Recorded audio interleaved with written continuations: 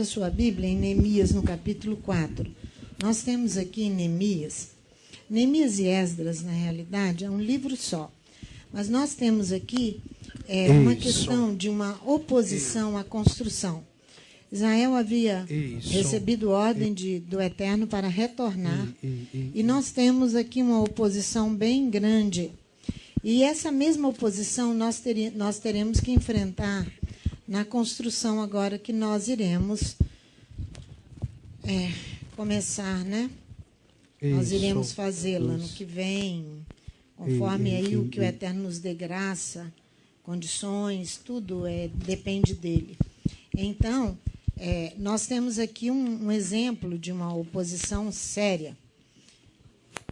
Quando Israel retorna para reconstruir, comecemos aqui do versículo 1. Quando Sambalate ouviu que reedificávamos o muro, ardeu em ira, indignou-se muito e escarneceu dos judeus.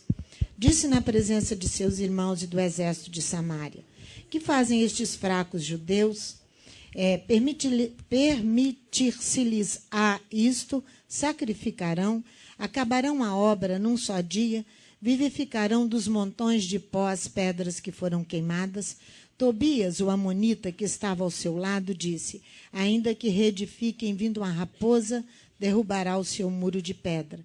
Ouve, ó nosso Elohim, pois somos desprezados. Faze cair o opróbrio deles sobre a sua cabeça e faze com que seja um despojo numa terra de cativeiro.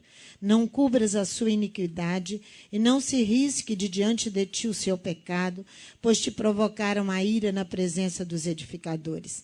Assim reedificamos o muro, e todo o muro se completou até a metade de sua altura, pois o coração do povo se inclinava a trabalhar.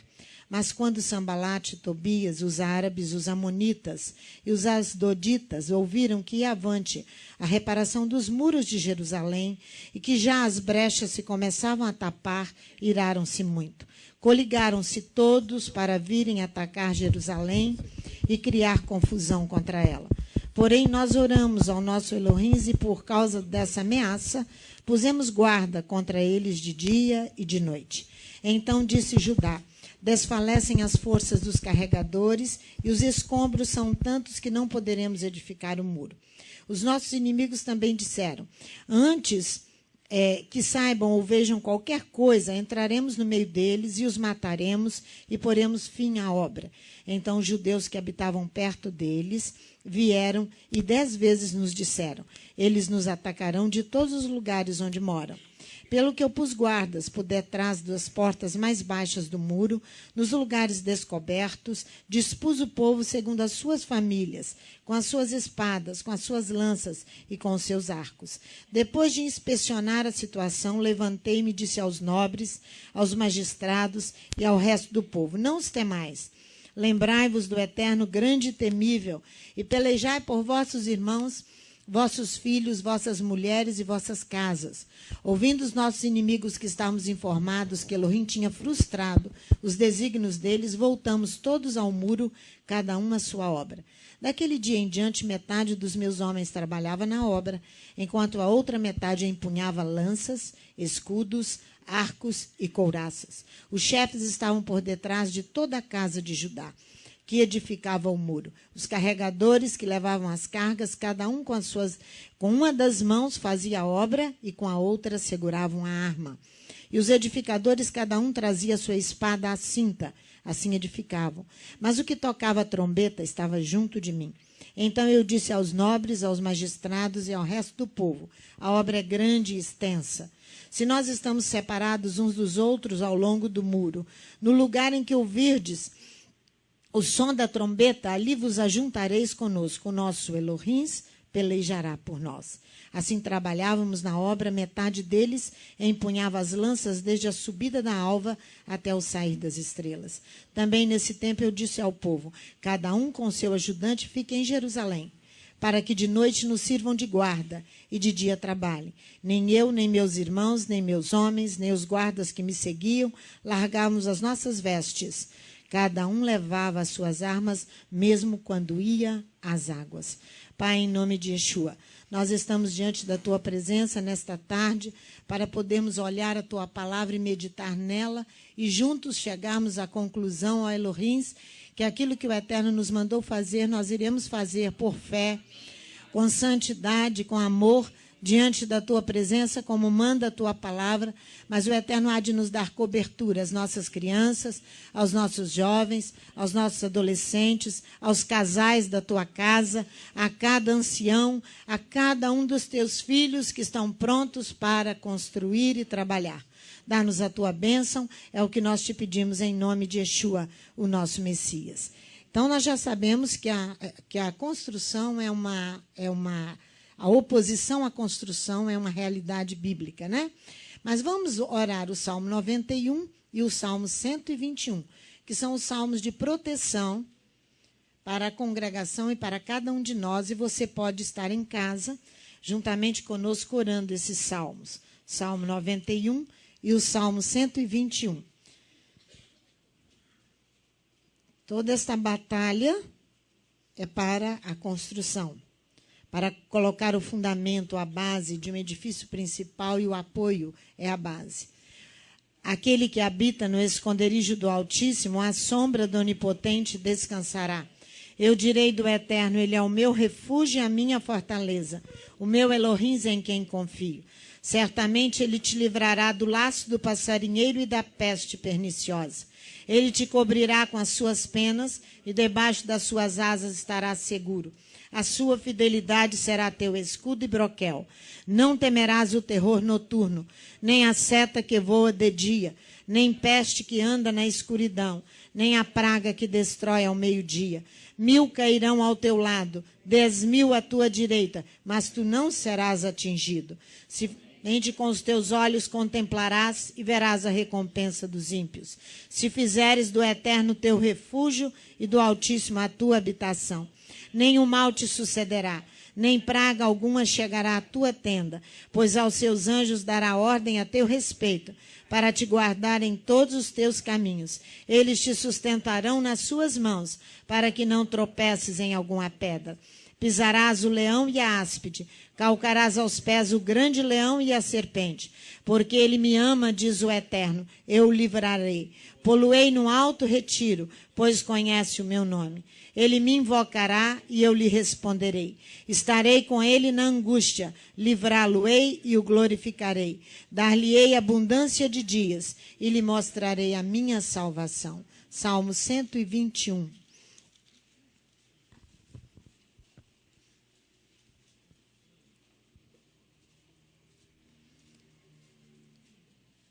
Elevo os olhos para os montes, de onde me virá o socorro.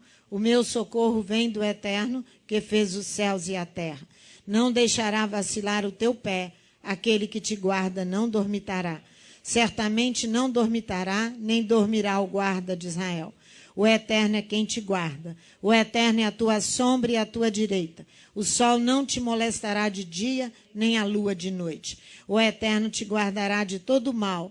Ele guardará a tua alma. O Eterno guardará a tua entrada e a tua saída, desde agora e para sempre. Vamos em 1 Coríntios, no capítulo 3, a partir do versículo 10 até o versículo 17. Aqui nós temos um conjunto de trabalhos necessários para assentar 1 Coríntios, no capítulo 3, versículo 10 até o versículo 17. Mas nós só vamos ler o versículo 12 e 13 por enquanto. Porque aqui nós temos um conjunto de trabalhos necessários para assentar solidamente uma construção. Então, você vai ver como a Bíblia fala sobre essas questões. A responsabilidade dos pregadores. Então, você está vendo que a construção física é um resultado de toda uma construção interior e espiritual que já foi feita. Aqui nós temos a responsabilidade dos pregadores. Segundo a graça de Elohim que me foi dada, pois pus eu, como sábio construtor, o fundamento, e outro edifica sobre ele. Mas veja cada um como edifica sobre ele. Como você vai levantar a construção. Pois ninguém pode pôr outro fundamento além do que já está posto, o qual é Yeshua, Hamashia, Jesus, o Messias. E se alguém sobre este fundamento levantar um edifício de ouro, prata, pedras preciosas, madeira, feno e palha, a obra de cada um se manifestará, porque o dia a demonstrará, pelo fogo será revelada, e o fogo provará qual seja a obra de cada um. Então, nós temos vários trabalhos necessários para a edificação, para assentar esse fundamento, esta construção. Se alguém levantar um edifício, ele terá que levantar com materiais nobres. Nós temos aqui os 3 materiais nobres: ouro, prata e pedras preciosas, não é? Nós temos aqui o ouro representa a fé, a prata representa a santidade e as pedras preciosas representam o amor a Elohim. Porque você edificar uma obra, Francisco, é algo muito, muito, muito pesado. Muito sério, né? Então, Paulo nos dá aqui todas as dicas de construir com materiais nobres. A Bíblia deixa claro que se construirmos com materiais inferiores, o que vai acontecer? A obra de cada um se manifestará. Materiais inferiores aqui é madeira, feno e palha. A obra de cada um se manifestará porque o dia vai demonstrar. O que vai acontecer? Pelo fogo será revelada, e o fogo provará qual seja a obra de cada um. Que fogo é esse? A madeira, o feno e a palha são destruídas pelo fogo. Então, esse material aqui é perecível. O fogo do Espírito virá para fazer a inspeção na obra e vai consumi-la se ela for construída com materiais menos nobres. Então, para nós assentarmos solidamente uma construção, nós temos um conjunto de trabalhos necessários. Um deles é o Pacto da Aliança de Paz, que está na nossa paraxá de hoje. Aliança de Paz com Elohim, que Finés estabeleceu. Vamos lá? Um dos materiais necessários é a aliança de paz com Elohim. Fazer paz com Deus. Aquele que se coloca sobre a minha proteção, que faça paz comigo, diz o profeta Isaías. Então, essa aliança de paz aqui, que o Léo hoje de manhã fez uma introdução maravilhosa, me ajudou agora, para poder nós acabarmos de estudar essa paraxá. Olha aqui, o pacto de paz está aqui, ó, no versículo 12, de Números 25, versículo 12. Quando Elohim estabelece com ele ali o pacto de paz, ó. Portanto, dize, dou-lhe a minha aliança de paz, que é o pacto de paz. Pacto é a aliança, a paz. E para ele, para a sua semente depois dele, um pacto de ministério, está no original hebraico. Olha aqui como está aqui, ó. Ele, versículo 13, e a sua semente depois que ele mata aquele casal que estava em prostituição, induzidos pelo falso profeta Balaão. Ele vai matar o casal Finéias e vai receber o pacto de paz, a aliança com Elohim. Então, olha o versículo 13. Ele e a sua semente depois dele terá a aliança do sacerdócio perpétuo. Diz assim, ó. No original diz, um pacto de ministério. Um pacto de ministério, porque foi zeloso pela honra de seu Elohim e fez propiciação pelos filhos de Israel. Aqui está assim, um pacto de ministério em perenidade, porque ele foi ardoroso por seu Elohim, ele absolve os Bnei Israel, os filhos de Israel. O pacto é sacerdotal, é com o ministério sacerdotal. Hein? Ofício do Corém, né? Ele está confirmando que David Cat fala que a David Esther... Ai, David Cat. David Esther. Não é David Esther? É porque eu conheço como Esther lá é. Então, David Esther fala que é o pacto do Corém, é o pacto do ministério. O pacto de ministério, o pacto sacerdotal. E, em perenidade, porque ele absolve os Bnei Israel, os filhos de Israel. Então, Finés estabelece ali um pacto de ministério em perenidade. Finés mata o casal em prostituição por zelo, em nome de Adonai. De modo nenhum havia gosto de sangue na boca de Finéias, quando ele executou o casal. Ele executou por ordens de Elohim, né? Então ele vai absolver Israel. Porque aquele casal estabeleceria ali a prostituição para todo Israel. Então, absolver é o quê? Inocentar, desculpar. Ele é confirmado em seu direito hereditário de exercer a sua função sacerdotal e que é, sobretudo, absolver o povo. O sacerdote tem a responsabilidade de absolver o povo, inocentar o povo. Vamos lá em Malaquias, em Números, no versículo 25, capítulo 25, 1 e 2. Aquilo que o Léo leu de manhã. Olha aqui, ó. O que aconteceu? Enquanto Israel se demorava em Sitim, o povo se entregou à prostituição com as filhas de Moabe.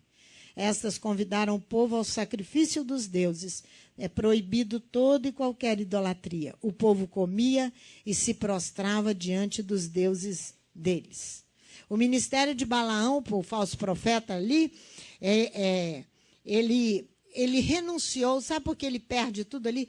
Porque ele renuncia a lutar em favor de Elohim. Em favor do povo, porque o ministério sacerdotal é para absolver o povo. Ele procura uma brecha na muralha da bênção e ele vai atingir Israel aqui, ó. Aqui, levar Israel à prostituição, levar Israel a outros deuses. Então, com aquele casal que vai se prostituir. Quando Finéias ali estabelece esse pacto de paz. Por que você já aprendeu de manhã? Ele não podia amaldiçoar, porque Gênesis 12 diz que ele não podia amaldiçoar. Então, o que ele faz? Ele vai arranjar uma brecha na bênção. Israel ali abriu alguma brecha e ele entrou ali. O falso profeta entra assim mesmo. Na orgia, no festim licencioso, né? É isso aí que ele faz. Festim é uma festa particular. Os jogadores aí riquíssimos, né, de futebol no Brasil fazem muito essas festas particulares e geralmente acabam em escândalo na televisão, eles presos por causa de mulher. Isso é um festim. Isso é um festim. Foi isso que Balaão planejou levar Israel. O falso profeta. E o falso profeta do final dos tempos planeja fazer a mesma coisa, mas só planeja, né? Então, por quê que ele só planeja? Porque Elohim não vai se deixar vencer. Militarmente, é como se você pusesse um cartucho na agulha, né, no projétil, mas era apenas um tiro simulado, não tem tiro ali. Porque o tiro do falso profeta vai sair pela culatra. Porque Elohim é mais poderoso, mais sábio, mais forte, justo, misericordioso, bom. Ele é tudo, né? Hein? Não dá nem para comparar, diz o Chiquinho.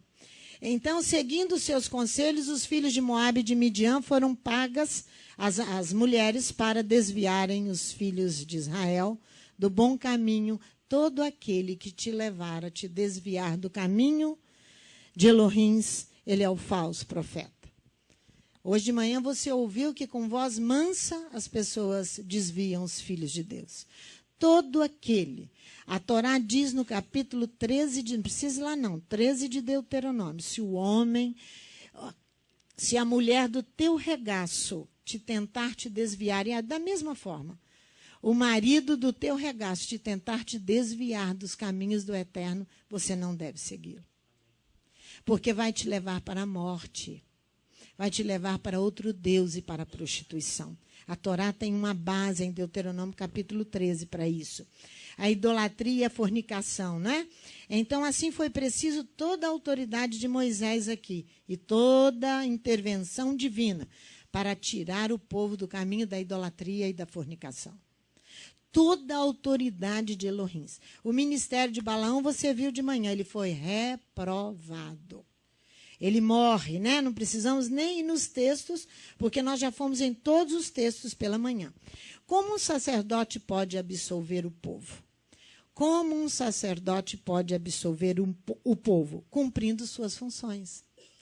Como um sacerdote pode absolver o povo? Cumprindo suas funções. Quais são? Ensinar a palavra e ensinar o povo a separar o santo do profano. Se ele fizer isso, ele absolve o povo. Perceba que na legislação da construção, que está lá em 1 Coríntios, no capítulo 3, nós temos 3 materiais nobres. O primeiro é o ouro, a fé. O segundo é a prata. O que significa a prata? A santidade. As pedras preciosas é o amor a Elohim.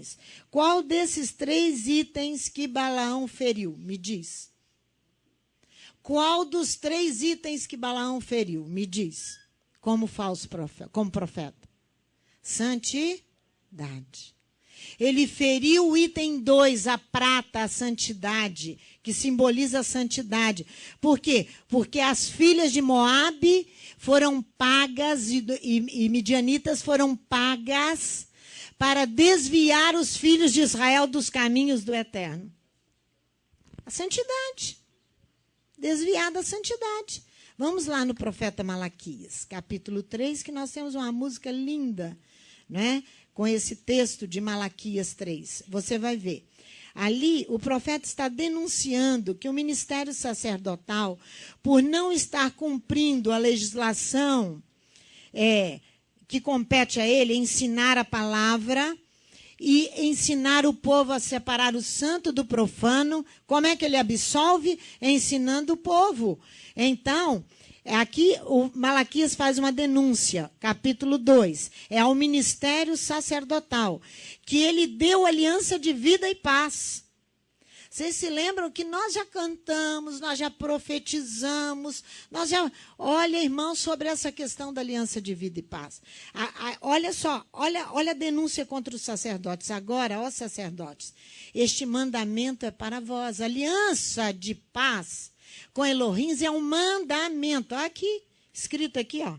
Agora, ó sacerdotes, este mandamento é para vós. Se não ouvirdes e não propuserdes no vosso coração dar honras ao meu nome, diz o Eterno dos Exércitos, eu enviarei a maldição contra vós, amaldiçoarei as vossas bênçãos.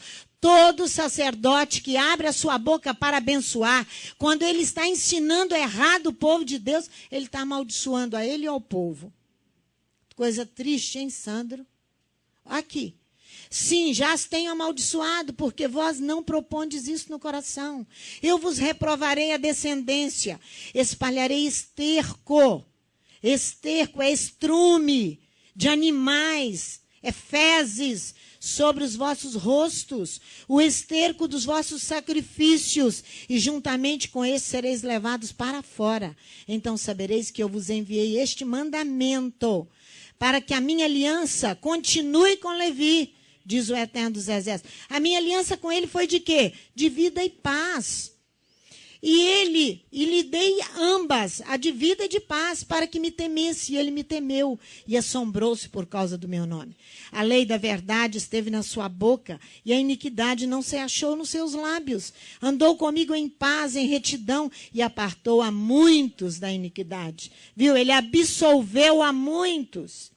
Pois os lábios do sacerdote devem guardar o conhecimento, e da sua boca devem os homens procurar a instrução, porque ele é o quê? Mensageiro do Eterno dos Exércitos. Mas vós vos desviastes do caminho, e a muitos fizeste tropeçar na Torá. Corrompestes a aliança de Levi, diz o Eterno dos Exércitos. Por isso também eu vos fiz desprezíveis, indignos diante de todo o povo, visto que não guardaste os meus caminhos, mas fizeste acepção na Torá. Não separaram o santo do precioso, não ensinou o povo a saber o que é santo e o que é profano. O sábado é santo, irmãos. Você prostituir com outro ídolo é ser profano. Tem que ensinar isso ao povo. O mandamento, o pacto de paz é um mandamento. Olha para você ver outra denúncia em Amós, capítulo 9. Olha aqui. Amós, capítulo 9. Temos uma denúncia aqui horrível sobre isso. Construindo com materiais que vão ser destruídos. Amós, capítulo 9. Amós 9. Vi o Eterno em pé junto ao altar, e ele me disse, fere os capitéis, para que estremeçam os umbrais. Os capitéis ficam aqui em cima na coluna. Ó. Quem conhece estrutura aí de arquitetura sabe que os capitéis ficam aqui em cima. Geralmente, para derrubar uma coluna, você vai começar a quebrar daqui, ó, vai cair tudo. Mas é para derrubar lá, para derrubar os grandes. Os sacerdotes, os líderes, é por isso que ele está dizendo: faze tudo em pedaços sobre a cabeça de todos eles e eu matarei a espada. A espada é com a palavra, até o último deles. Nenhum deles conseguirá fugir, nenhum conseguirá escapar. Ainda que cavem até as profundezas da sepultura, a minha mão os tirará dali. Ainda que subam ao céu, dali os farei descer. Porque não conseguem absolver o povo. Ensinar como se absolve, ensinando a palavra. E a separar o santo do profano, ainda que se escondam no cume do Carmelo, buscá-los-eis, dali os tirarei. Ainda que se ocultem aos meus olhos no fundo do mar, ali darei ordem, a serpente ela os morderá. Ainda que vão para o exílio diante de seus inimigos, ali darei ordem à espada para que os mate, a palavra. Eu porei os meus olhos sobre eles para o mal e não para o bem, porque o eterno dos exércitos é o que toca a terra, e ela se derrete. E todos que habitam nela choram. Ela toda se levanta como o Nilo, e então se submerge como o rio do Egito. Tudo isso é por causa daquele item da prata, da santidade, que a construção tem sido feita com materiais não nobres. Ele é o que edifica suas câmaras no céu e funda sua abóbada sobre a terra. E o que chama as águas do mar e as derrama sobre a terra. O Eterno é o seu nome. Não sois vós para mim, ó filhos de Israel, como os filhos dos etíopes, diz o Eterno, como um gentio. Não fiz eu subir Israel da terra do Egito, de Cafitor aos filisteus e de Quira aos sírios? Os olhos do Eterno, Elohim, estão contra este reino pecador. Eu o destruirei de sobre a face da terra, mas não destruirei de todo a casa de Jacó, diz o Eterno, porque darei ordens, sacudirei a casa de Israel, de entre as nações. Estão pensando que isso é aquele Israel físico lá? Israel espalhado sobre a face da terra, a comunidade de Yeshua e Israel. Assim como se sacode trigo no crivo, sem que caia na terra um só grão. Todos os pecadores do meu povo, ele não está dizendo que é os pecadores dos ímpios, não. Ele está dizendo, todos os pecadores do meu povo morrerão à espada. Todos os que dizem, o mal não nos alcançará, nem nos encontrará. Eu recebi a Jesus como meu Senhor e Salvador, eu estou livre disso. Você que não encontre ser purificado e não encontre esse caminho e ouça e aprenda a ouvir dos sacerdotes, dos líderes, coisas corretas, o ensino correto das Escrituras. E ele te ensine a separar o santo do profano, que você vai dizer, o mal não me alcançará, porque um dia eu recebi a Jesus como meu Messias. Não é assim. Desenvolvei a vossa salvação, a Bíblia diz. Olha aqui. Naquele dia tornarei a levantar a tenda de Davi que está caída. Repararei os seus lugares quebrados e restaurarei as suas ruínas. E a edificarei como nos dias da antiguidade, para que possua um restante de Edom e todas as nações que são chamadas pelo meu nome. Diz o Eterno que faz estas coisas. Vem dias, diz o Eterno, em que o que lavra alcançará o que cega, e o que pisa as uvas ao que lança a semente. Os montes destilarão vinho novo, e todos os outeiros se derreterão.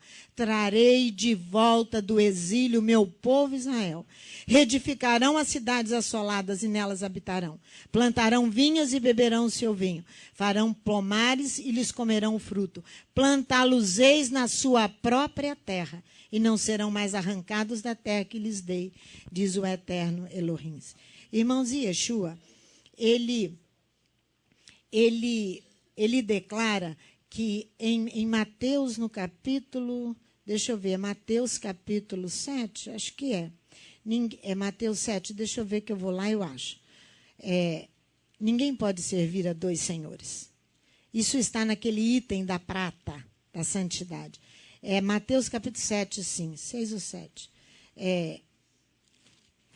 6, versículo 24. Ninguém pode servir a dois senhores. A Septuaginta traduz dois mestres ou dois senhores.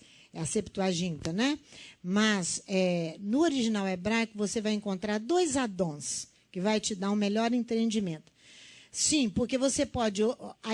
dois Adons te dá o entendimento de que você não pode servir a Deus e aos ídolos.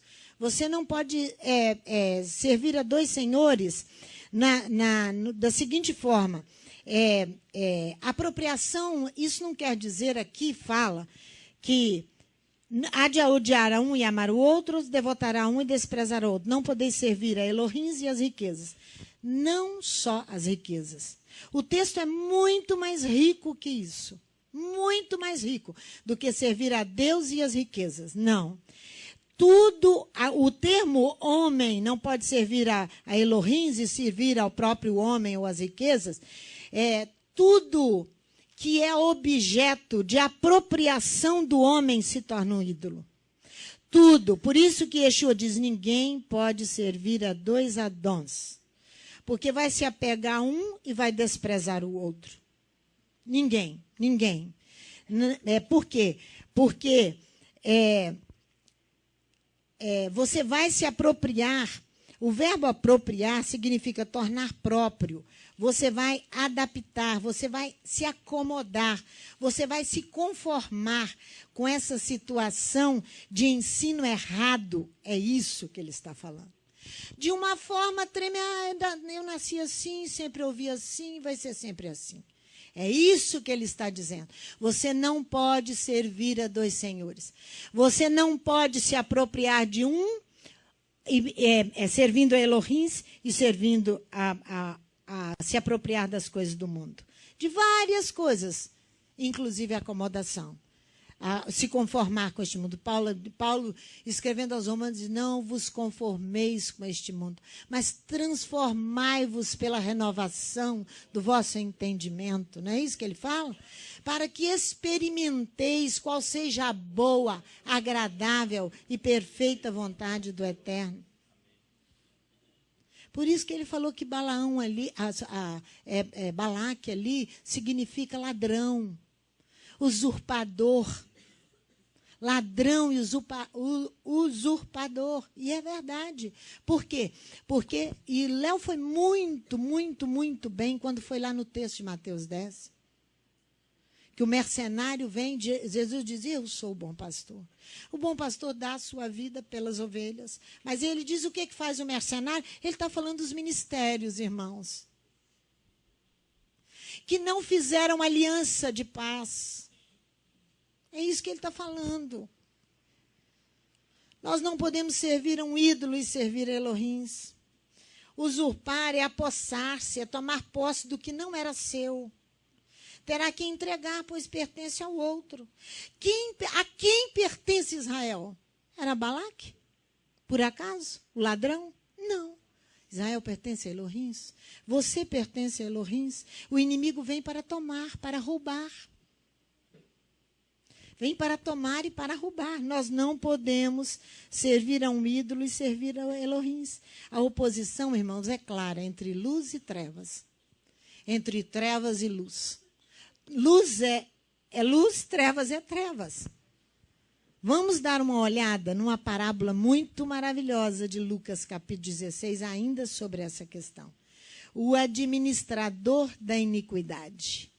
A lição que nós devemos tirar aqui dessa aventura, Lucas, capítulo 16, que Yeshua conta, a lição que nós devemos tirar aqui dessa aventura é levar em consideração a astúcia do administrador e não a sua desonestidade. Presta atenção. A aventura aqui nesta parábola, no capítulo 16, do administrador da iniquidade, a lição que nós temos que tirar é que ele é bem astucioso na sua administração. Você vai entender logo aqui nos primeiros versículos. Disse Yeshua aos seus discípulos, havia um homem rico, cujo administrador foi acusado de dissipar os seus bens. Então, chamando-o, lhe disse, que é isto que ouço de ti? Dá contas da tua administração que foi colocado na tua mão, sacerdote. Olha aqui, ó. Porque já não poderá ser meu administrador. O administrador disse consigo, agora que farei? O meu senhor me tira o emprego. Cavar eu não posso, e de mendigar tenho vergonha. Eu sei o que hei de fazer. Ó, astúcia. Para que quando eu for demitido da administração, me recebam em suas casas. Está vendo? A ação aqui Yeshua quer ensinar que aqueles que administram as coisas de Elohim, pastores, profetas, mestres, são os ministérios. O Elohim de quê? De amor, de paz e de justiça, devem dar testemunho de uma boa imaginação. Devem dar pelo menos o testemunho de uma boa imaginação, como esse homem aqui, ó. Quando eu for demitido do meu cargo, sabe o que é uma boa imaginação? É crer e julgar retamente. É crer e julgar retamente. Olha aqui, continue. Chamando a si cada um dos devedores do seu senhor, disse ao primeiro: quanto deves ao meu senhor? Ele respondeu: 100 batos de azeite. Disse-lhe: toma a tua obrigação e, assentando-te depressa, escreve 50. Disse depois a outro: e tu quanto deves? Ele respondeu: 100 coros de trigo. Disse-lhe: toma a tua obrigação e escreve 80. Louvou aquele senhor o injusto administrador por haver procedido prudentemente. Pois os filhos deste mundo são mais prudentes na sua geração do que os filhos da luz. Aquele homem não tinha escrúpulos, irmãos, aquele administrador da iniquidade. E eu vos digo, granjeai amigos com as riquezas da injustiça, para que quando estas vos faltarem, vos recebam eles nos tabernáculos eternos. Quem é fiel no mínimo, também é fiel no muito. E quem é injusto no mínimo, também é injusto no muito. Se nas riquezas injustas não fostes fiéis, quem vos confiará as verdadeiras? As coisas espirituais. Se você não é fiel lá, nas coisas comuns, como é que Elohim vai te confiar as espirituais? Aos sacerdotes, aos ministérios que aí estão. E se no alheio não fostes fiéis, quem vos dará o que é vosso? Nós devemos evitar a duplicidade, né? Ninguém pode servir a dois senhores, a dois Adons. Ou há de aborrecer a um e amar o outro. Ou se há de chegar a um e desprezar o outro. Não podeis servir a Elohim e as riquezas, diz aqui, né? O homem despedido ali não tem escrúpulos em inventar uma estratagema que há de lhe permitir encontrar um trabalho após a sua demissão. Essa é uma iniciativa de sagacidade para defender as ideias que ele julga representar. Para defender as ideias que ele julga representar.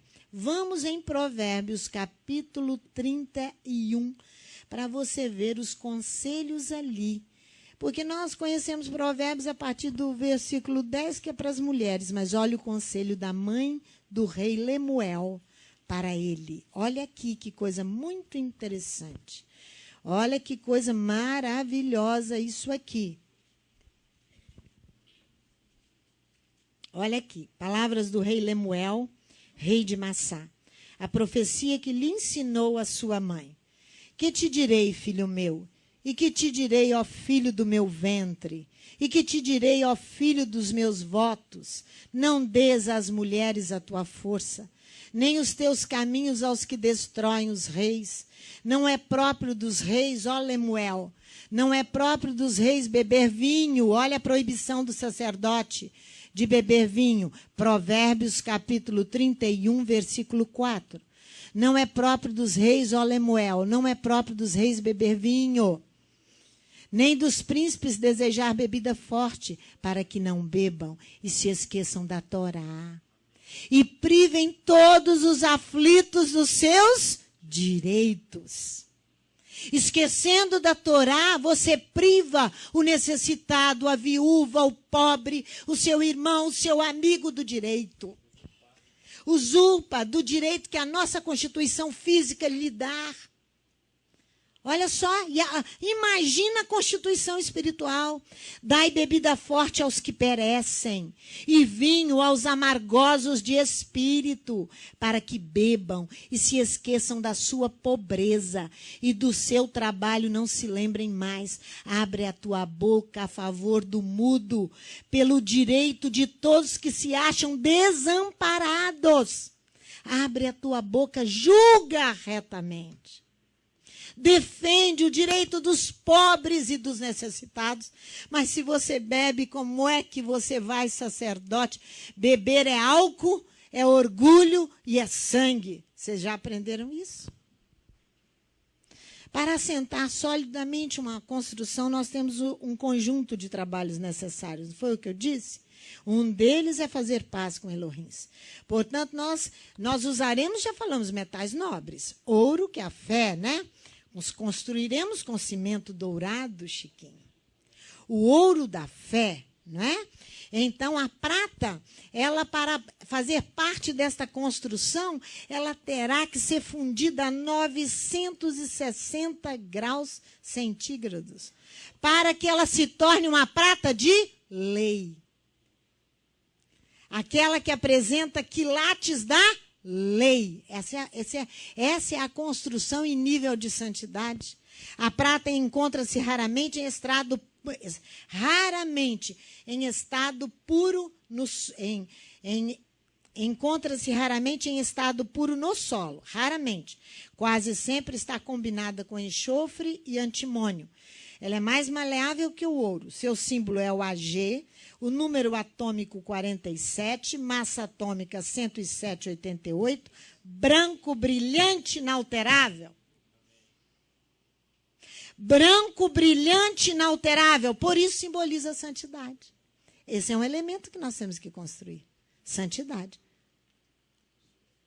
Para reconhecer a prata de lei,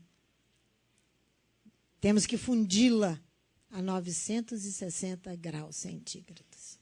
Alta temperatura. Sendo assim, temos uma guerra espiritual a ser empreendida. E essa guerra espiritual nós vamos encontrar informações no texto e aviso como patentear essa guerra que nós temos que fazer para a construção. Juízes, capítulo 6. A guerra ainda é com os filhos de... aqui nós temos os midianitas, os descendentes de Abraão com Quetura, né? Os midianitas. Tudo que Israel plantava, os midianitas vinham e retiravam. Você já imaginou, meu filho, que injustiça, Renata? Você vai, planta, e com todo o trabalho, sol a pique, espera chuvas, a sua plantação crescer, dar o fruto, aí vem o outro e rouba. Aí vem, isso é justo? Não, é isso que está acontecendo aqui, Chiquinho. É isso que está acontecendo aqui.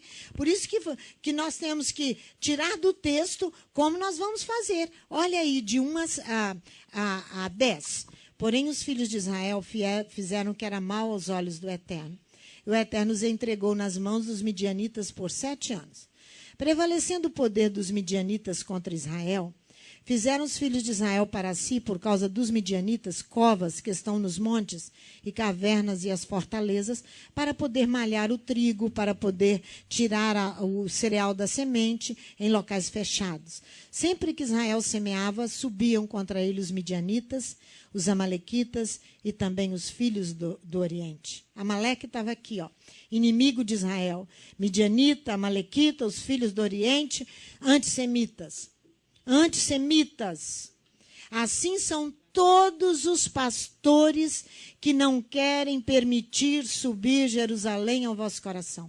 Todos são antissemitas. Seus ministérios serão reprovados. Reprovados. Contra eles se acampavam, destruíam o produto da terra até chegarem a Gaza, e não deixavam mantimento em Israel, nem ovelhas, nem bois, nem jumentos. Subiam com seus rebanhos e tendas, como um enxame de gafanhotos. Eles faziam para desprezo, nem estavam tão necessitados, dizem os comentaristas, do suprimento físico, mas faziam para desprezar Israel e para impedir que Israel progredisse. Olha aqui. Eram tão numerosos que não se podia contar, um forte exército. Nem a eles, nem aos seus camelos entravam na terra para destruir. Assim Israel se enfraqueceu tanto com a presença dos midianitas, que os filhos de Israel clamaram ao Eterno. Clamando eles ao Eterno por causa dos midianitas, enviou Elohim um profeta. Ele vai enviar o profeta, primeiro aviso. um profeta. Israel não vai ouvir o profeta, ó. Que lhes disse, assim diz o Eterno, Elohim de Israel, do Egito eu vos fiz subir, e vos tirei da casa da servidão. E eu vos livrei das mãos dos egípcios e das mãos de todos quantos vos oprimiam. Eu os expulsei de diante de vós, e vos dei a sua terra. Eu vos disse, eu sou o Eterno vosso Elohim. Não temais aos deuses dos amorreus, em cuja terra habitais, mas não destes ouvidos à minha voz.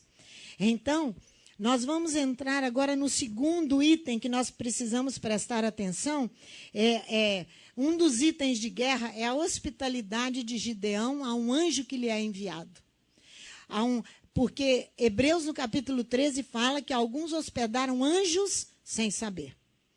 Capítulo 13, acho que versículo 8 de Hebreus. Então, olha a hospitalidade de Gideão com aquele anjo. O anjo do Eterno veio. Então, você já sabe o que a Bíblia está falando. Que nós temos que ser hospitaleiros à mensagem de Elohim. Que hospitalidade é essa? Abrir o nosso coração e receber a mensagem. O anjo do Eterno veio e assentou-se debaixo do carvalho que está em Ofra, que pertencia a Joás, o abizerita, onde Gideão, seu filho, estava malhando o trigo no lagar, para o esconder dos midianitas. Era uma família hebreia aqui, ó, da tribo de Manassés. Quando o anjo do Eterno apareceu a Gideão, lhe disse, o Eterno é contigo, homem valente. Gideão lhe respondeu, Senhor meu, se o Senhor é conosco, por que tudo isso nos sobreveio? E que é feito de todas as suas maravilhas que nossos pais nos contaram, dizendo, não nos fez o Eterno subir do Egito, porém agora o Eterno nos desamparou, nos entregou nas mãos dos midianitas. O Senhor olhou para ele e disse, vai nesta tua força e livre Israel das mãos dos midianitas. Não te enviei eu? Respondeu-lhe Gideão, Senhor meu, com que livrarei Israel? A minha família é mais pobre em Manassés, eu o menor na casa de meu pai. Nunca houve guerra mesmo com um número grande, né? Tornou-lhe o Eterno, o Senhor, eu hei de ser contigo. E tu ferirás os midianitas como um só homem. É aquilo que nós estamos orando lá no Salmo 91. Não é? Como um só homem. Ele vai ferir os midianitas. Aqui, a hospitalidade vai trazer em evidência a fé. A fé que precisamos ter para essa batalha. Fé. Então, prosseguiu Gideão, se agora achei graça aos teus olhos, dá-me um sinal de que és tu que falas comigo. Então, nós temos o terceiro passo. Gideão vai preparar um presente. Ele vai preparar um presente para oferecer a esse Senhor, a esse anjo que está ali com ele. Então, olha do versículo 17 como é o presente. Aqui é uma oferta de manjares, é uma refeição, é o símbolo de comunhão entre o homem e Elohim, entre Elohim e o homem, não é? Olha aqui para você ver que coisa linda. Rogo-te que não te apartes daqui até que eu volte trazendo meu presente, a minha oferta. Diante de ti, respondeu ele, esperarei até que voltes. Então Gideão preparou um cabrito, bolos asmos de um efa de farinha, pondo a carne num cesto e o caldo numa panela, e trouxe tudo até debaixo do carvalho e o apresentou ao anjo de Deus. O quarto passo. A refeição é colocada sobre a rocha. Olha aqui, ó. Então, primeiro passo o segundo passo é a fé, a hospitalidade. O terceiro passo é o presente, que ele foi preparar, é a oferta de manjares. Agora, a refeição é colocada sobre a rocha. Olha bem, porém o anjo de Elohim lhe disse, toma a carne e os bolos asmos e põe sobre esta rocha e derrama-lhes por cima o caldo, e assim o fez. Irmãos, Elohim é chamado de rocha, por quê? O contraste de uma rocha, da sua solidez com a obra perfeita de Elohim. E a solidez então toda a construção tem que ser fundamentada na rocha. Então, a refeição, o presente, a oferta de manjares tem que ser colocada sobre a rocha. Essa é a guerra espiritual. Sobre a rocha. A rocha é quem? É Elohim. Vai para você ver, segura aqui que você vai voltar aqui em Deuteronômio capítulo 32. Olha para você ver comigo. aqui como Moisés fala. Versículo 4 de Deuteronômio 32. Ele é a rocha, porque ele é comparado à solidez de uma rocha, cuja obra é perfeita, e todos os seus caminhos são justiça. O que estavam fazendo os midianitas? Os midianitas estavam roubando o que Israel plantava. Israel plantava, os midianitas roubavam. Israel plantava, Deus não está vendo isso? Está vendo. Aqui, ó. Então, os seus caminhos são de justiça. Ele é verdadeiro e não há nele injustiça. Ele é justo e reto. Agora eu quero te mostrar quando Israel avilta esta rocha. Olha do versículo 15 ao versículo 18. Aviltar é rebaixar, é desonrar esta rocha, é humilhar esta rocha. Olha aqui, ó. Engordando-se Jesurum, deu coices. Engordando-se, engrossou-se, cobriu-se de gordura e deixou a Elohim que o fez e desprezou a rocha da sua salvação. Com deuses estranhos o provocaram a zelos e com abominações o irritaram. Sacrifícios ofereceram aos demônios e não a Elohims. A deuses que não haviam conhecido, novos deuses recém-chegados, aos quais vossos pais não veneraram. Ouvidastes, aviltastes a rocha que te gerou e te esquecestes do Elohim que te formou. O rei Davi canta, ó eterno, rocha minha e redentor meu. Lembra no Salmo 19? Ó eterno, rocha minha e redentor meu. Essa construção ela tem que estar edificada sobre esta rocha. Do contrário, Jesus ensina, nós já cantamos e já fizemos ato profético que a casa deve ser construída sobre a rocha. Olha como Yeshua anda numa sintonia perfeita com a Torá. É uma coisa linda, né? Coisa linda. Que você tem que edificar a sua casa sobre a rocha. Porque se você e eu edificarmos sobre a areia, virá um vento forte e vai derrubar a casa. Não é isso que ele fala? O quinto passo aqui, ó, vamos lá, para nós olharmos Juízes 6. Olha para você ver. Ele vai fazer aliança de paz. Irmãos, essa aliança nós já estabelecemos com Elohims quando nós decidimos no nosso coração tirar todo o antissemitismo do meio de nós. Toda inimizade com Israel. Toda inimizade. Nós fizemos essa aliança de paz, Chiquinho. Olha aqui o quinto passo para uma construção bem edificada. Olha aqui, ó. Versículo 21. Estendeu o anjo do Eterno a ponta do cajado que estava na sua mão, depois do presente todo em cima da rocha. A refeição, que é o símbolo da comunhão entre Adonai e o homem.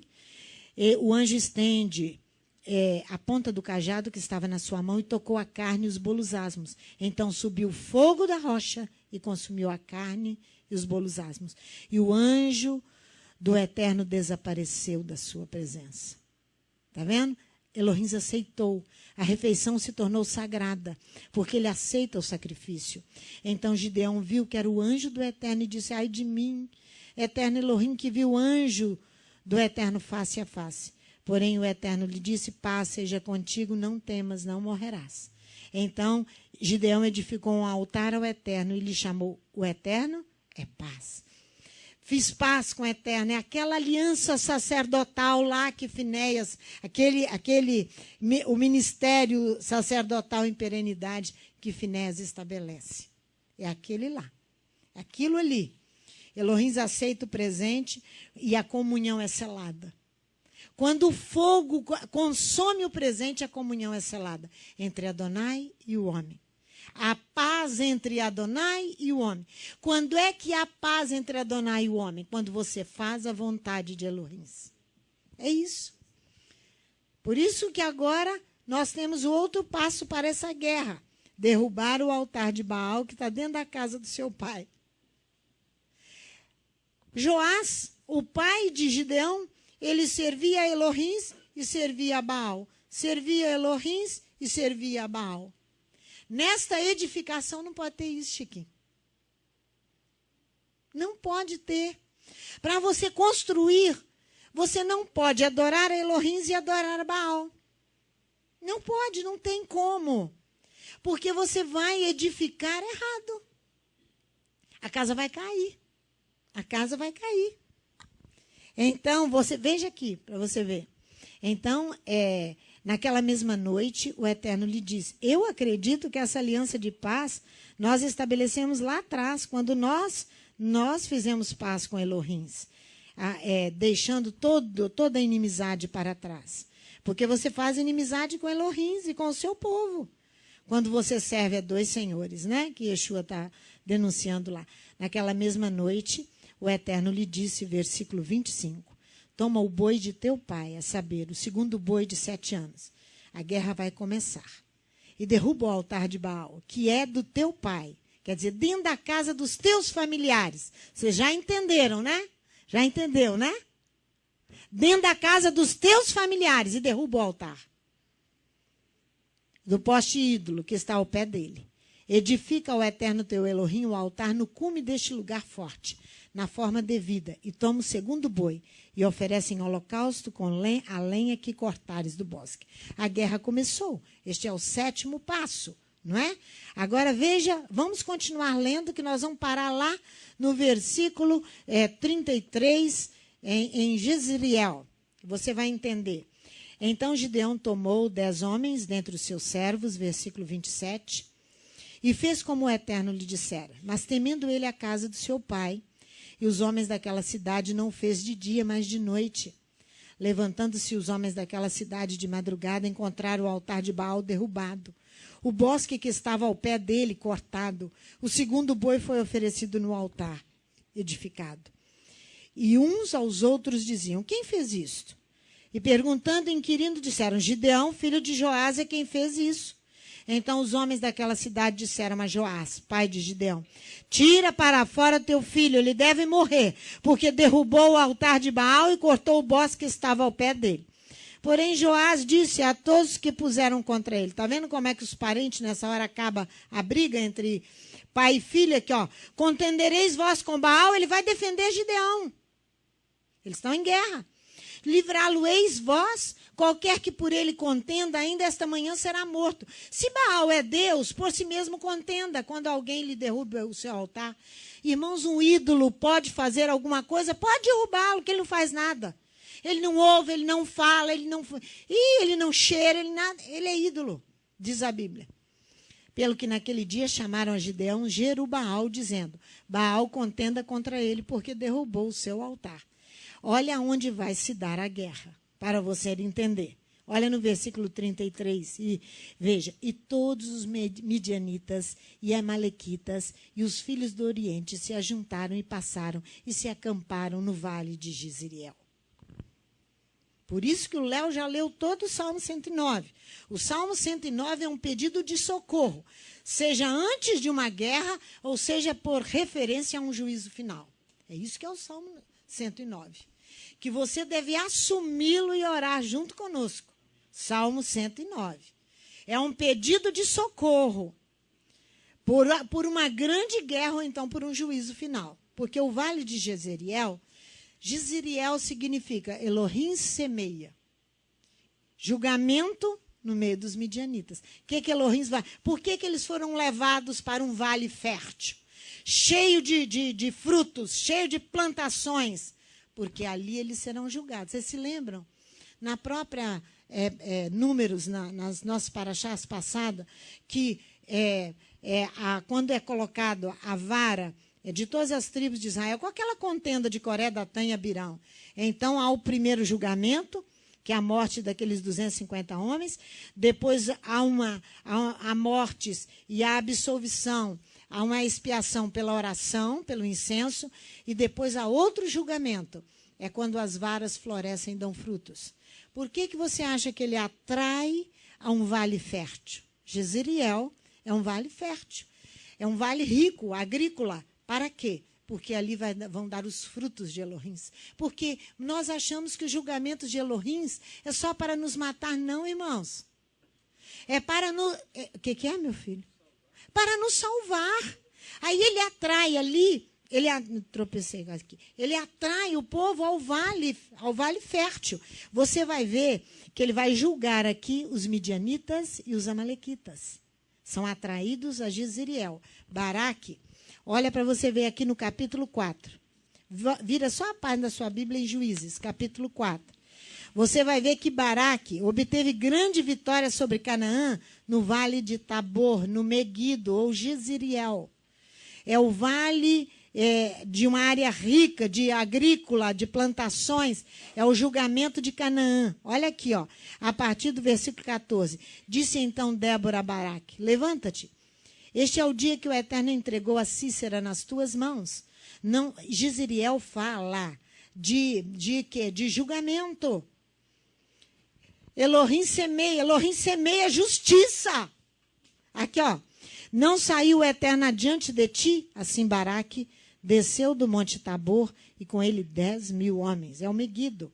O Eterno derrotou a Sísera e a todos os seus carros e a todo o seu exército ao fio da espada diante de Baraque. E Sísera saltou do carro e fugiu de pé. Mas Baraque perseguiu os carros e o exército até Arosete, a Goim. Todo o exército de Sísera caiu ao fio da espada, até não ficar nenhum sequer.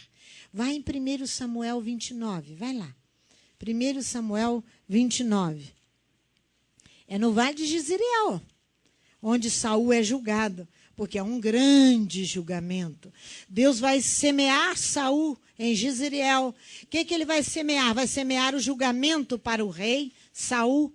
1 Samuel, capítulo... vamos no 31, de 1 a 6, que você vai encontrar aqui, ó.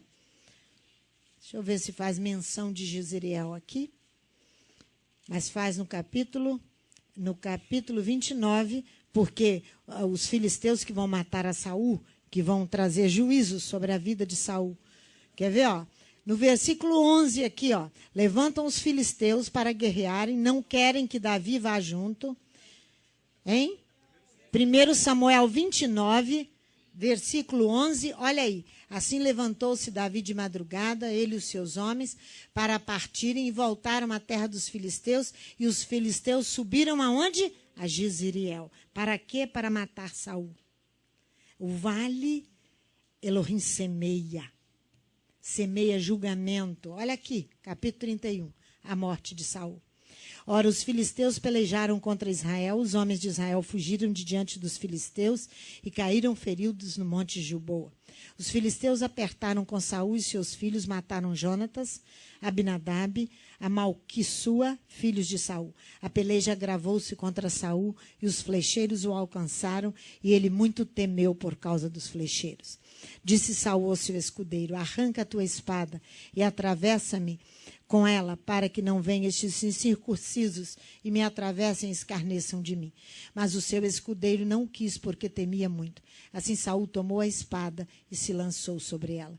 Vendo o seu escudeiro que Saul já era morto, também ele se lançou sobre a sua espada e morreu com ele. E aqui, ó, olha no versículo 8. Vindo os filisteus no dia seguinte para despojar os mortos, acharam Saul e seus 3 filhos estirados no monte Gilboa, no vale de Jezreel. É isso aí. Deus semeia. E os midianitas são atraídos ali ao vale de Jezreel para Elohim julgá-los. Você vai ver que o rei Josias também, sabe por que nós estamos falando desses reis? Você vai lá em 2 Reis, capítulo 23, segundo livro dos reis, porque são julgamentos sérios. E esse julgamento ali, da casa sacerdotal, do ministério dos sacerdotes, é um julgamento sério por ensinar errado. Muito sério, muito sério, muito sério. Por isso que é no vale de Jezreel. Deus semeia julgamento. Segundo Reis 23. Olha a morte de Josias, também é no vale de Jezreel. Olha aqui. Elohim semeia. A morte dele, Faraó Neco vai matá-lo. Olha lá, versículo 29 e 30.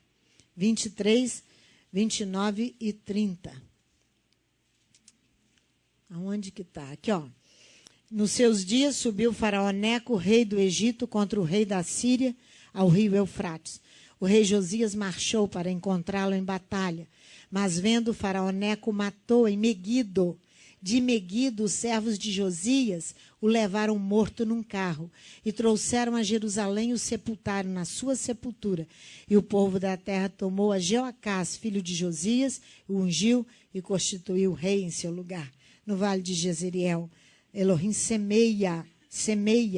É isso aí. Em 2 Crônicas fala melhor dessa morte de Josias no capítulo 35. Mas eu quero te levar lá em Oséias, no capítulo 1, no versículo 4. Você vai ver o nome que quando o Léo de manhã estava dizendo aqui, eu me lembrei, Léo, desse texto de Oséias, capítulo 1, versículo 4, que o Léo diz, o profeta... a palavra está nas entranhas do profeta, está nos músculos do profeta, está nos ossos do profeta. Ele é obrigado a anunciá-la do jeito que Elohim manda. Olha o nome que o menino vai receber, Jezreel. Deus semeia. Deus vai julgar Israel, o reino do norte, e vai levá-lo para o cativeiro do reino do norte. Olha aqui, a partir do versículo 3. Foi-se, pois, e tomou Oséias a Gomer, filha de Diblaim, e ela concebeu e lhe deu um filho. Então o Eterno lhe disse, põe-lhe o nome de Jezreel, porque daqui a pouco visitarei o sangue de Jezreel sobre a casa de Jeú, porque lá Joás derramou muito sangue da casa, matando os descendentes de Acabe, e farei cessar o reino da casa de Israel. Elohim vai dizer, naquele dia quebrarei o arco de Israel no vale de Jezreel. Jezreel significa Deus semeia, vale fértil, de muitos frutos, mas ele vai ele vai cessar uma injustiça. Ele vai fazer cessar uma injustiça, irmãos. Elohim semeia julgamento aqui, né? Então, o termo, vou te levar em Apocalipse, no capítulo 16. Por que Apocalipse 16? Acho que é 16. Ali é o Armagedon. É o grande julgamento, é a colina fértil, sabia? Armagedon significa colina fértil. Ali ele vai trair, olha lá, olha para você ver. Acho que é 16, Apocalipse 16, que eu esqueci de anotar aqui, mas é 16 sim. Apocalipse 16, olha para você ver, é assim. Olha só, aqui ele vai julgar o falso profeta, a besta. Olha o versículo 13. Então vi 3 espíritos imundos, semelhantes a rãs, saírem da boca do dragão, da boca da besta e da boca do falso profeta. São espíritos de demônios que operam sinais, que enganam o povo, viu? E vão ao encontro dos reis e de todo o mundo, a fim de congregá-los para a batalha naquele grande dia do Elohim Todo-Poderoso, do El Shaddai, né? Eis que eu venho como ladrão. Bem-aventurado aquele que vigia e guarda as suas vestes, para não andar nu, e não se veja a sua vergonha. Então congregaram os reis no lugar que em hebraico se chama Armagedon, Meguido, no vale de Jezreel. Meguido, Armagedon, tudo isso aí. Então, eles serão congregados ali no Vale Fértil para o julgamento. Grandes julgamentos. Ali, em Juízes, no capítulo 6, onde está baseada a nossa guerra, é porque se planta e vem os midianitas e roubam. Descendentes de Abraão com Quetura, não são descendentes de Abraão com Sara. Né, Chiquinho? São descendentes de Abraão com Quetura. Vêm e roubam. E roubam, então Elohim vai ajuntá-los. Todos os midianitas e os amalequitas e os filhos do Oriente se ajuntarão, e passarão e se acamparão no vale de Jezreel. Então o Espírito do Eterno revestiu a Gideão, o qual tocou a trombeta, e os bezeritas se ajuntaram após ele. A primeira convocação. Ele vai enviar mensageiros a todas as tribos, de Manassés, Zebulon, Assé, Naphtali, para saírem ao seu encontro. É a primeira convocação. Depois ele vem fazendo a triagem. Vão ficar só 300 homens, aqueles que não levam a mão, foi o número dos que lamberam, levando a mão à boca, 300 que foi, como é que é? Fez Gideão descer o povo às águas, capítulo 7, versículo 5. Então o Eterno disse a Gideão, qualquer que lamber as águas com a sua língua, como lambe o cão, esse porás à parte. Porque quando você apanha a água que traz a boca, você está vigilante o tempo inteiro. Agora você vai abaixar a cabeça para tomar a água, você deixa de vigiar, Simone. Então você é colocado de lado. Porque o aviso lá em Apocalipse, vigia, vigia. Mantenha toda a vigilância, todo o tempo, porque você não sabe a hora que o Messias vem, não é? Então, e vai se travar a grande batalha. Então, ele diz, qualquer que lamber as águas com a sua língua, como lambe do cão, esse porás à parte, como também a todo aquele que abaixar de joelhos a beber. Foi o número dos que lamberam, levando a mão à boca, 300 homens. Todo o restante do povo se abaixou de joelhos a beber as águas. Abaixar de joelhos também significa se dobrar aos ídolos. Todo aquele que se dobra aos ídolos. Então, a vigilância, irmãos, é constante e nós vamos orar. Isaías 41, para nós encerrarmos.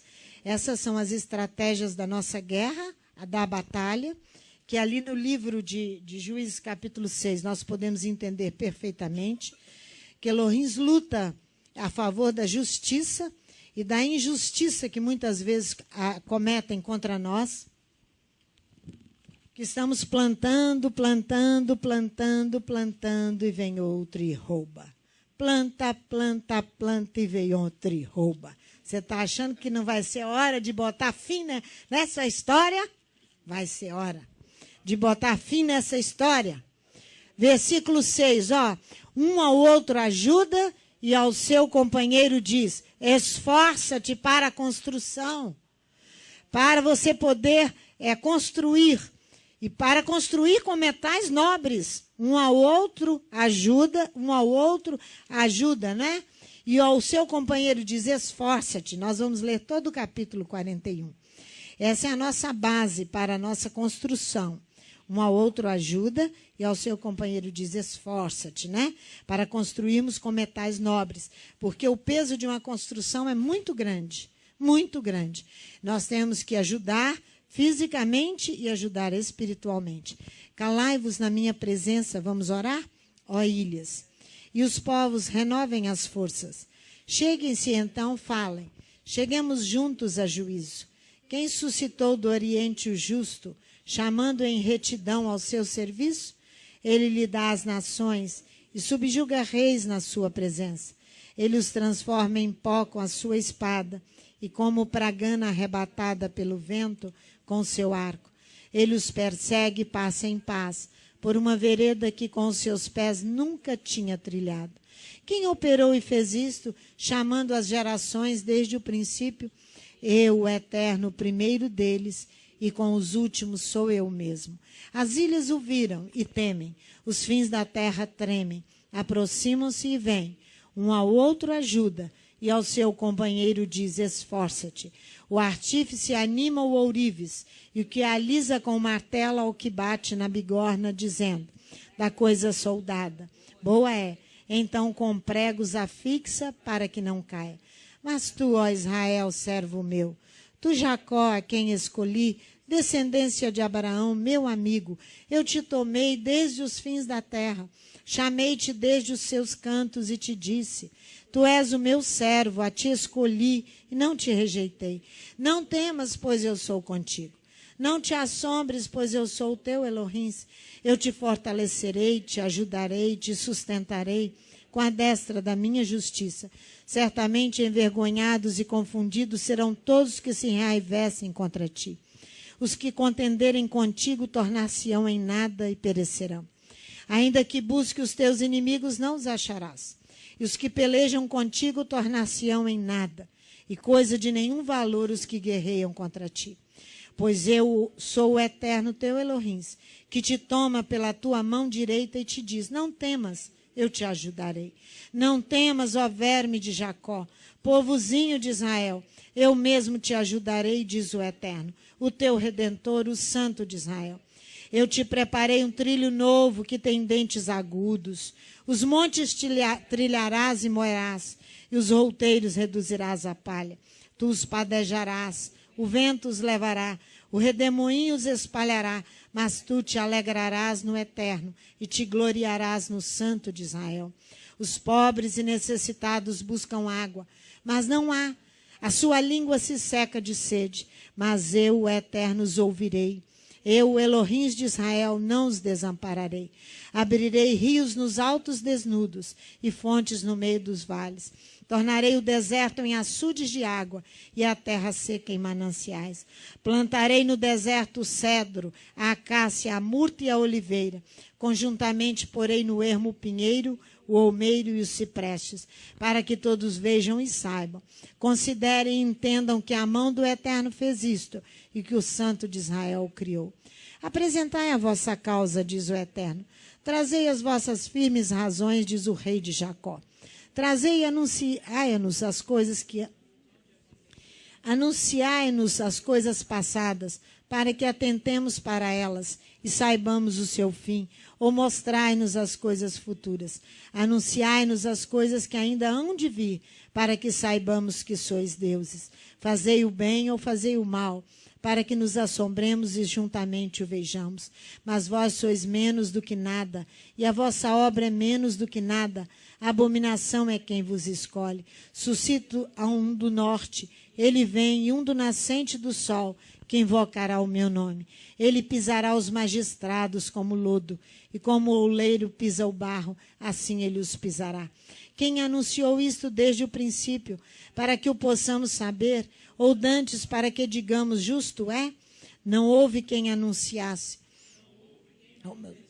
Não houve quem ouvisse as vossas palavras. Eu fui o primeiro a dizer a Sião, aqui estão. A Jerusalém dei um mensageiro de boas novas. Olhei, mas ninguém havia. Ninguém entre eles que soubesse aconselhar. Ninguém que respondesse palavra.